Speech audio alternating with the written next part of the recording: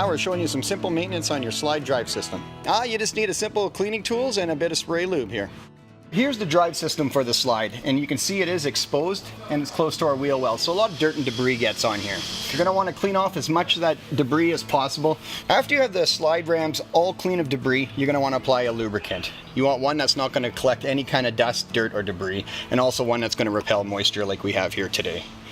You're just going to shake it up and you're just going to spray all the moving parts, coat it well. Try to use more than less, it's not going to hurt anything. What you're going to do is after you spray, you're going to run your slide in and out a couple times. If you're still hearing any squeaks, come back out and give it another good healthy coating again. Get all the moving parts, there's gears under there, because any part that moves and rotates needs to be lubed. Should last easily this summer, but you may want to do it depending on how many times you operate that slide more than once.